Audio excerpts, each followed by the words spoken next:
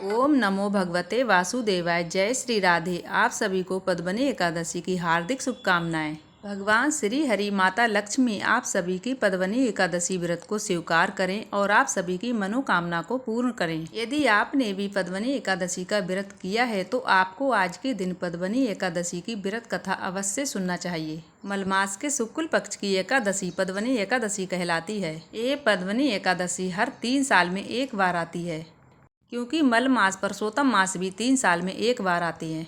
पद्मनी एकादशी का व्रत करने से संतान की प्राप्ति होती है, उसे यश और वैकुंठ की प्राप्ति होती है। पद्मनी एकादशी पूजा के समय आपको व्रत कथा अवश्य पढ़ने चाहिए।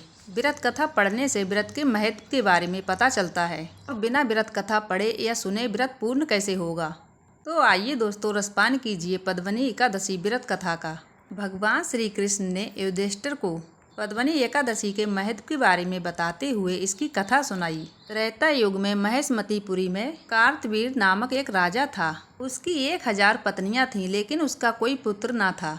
उसे पुत्र की कमी खलती थी। उसने पुत्र प्राप्ति के लिए कई एक उपाय भी किए थे, लेकिन उसकी कभी भी ये इच्छा पूरी ना हुई। राजा ने फिर वन में जाकर तपस्या करने का फैसला किया। उसके साथ उसकी एक रानी पद्मनी भी बन जाने के लिए तैयार हो गई। दोनों राजपाट त्याग कर निकल गए और गंधमादन पर्वत पर चले गए। राजा ने करीब 10,000 वर्ष तक तपस्या की, लेकिन उसको पुत्र की प्राप्ति तब भी नहीं हुई। एक दिन अनुसुईया ने रानी पद्मनी से कहा, मलमास हर 3 साल में एक बार आता है। ये बहुत ही ज़्यादा महत्वपूर्ण है।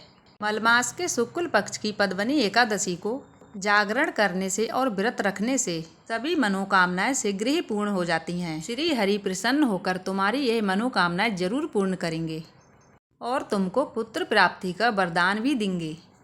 जब मलमास आया तो रानी ने पुत्र की कामना से पद्मनी एकादशी का व्रत रखा।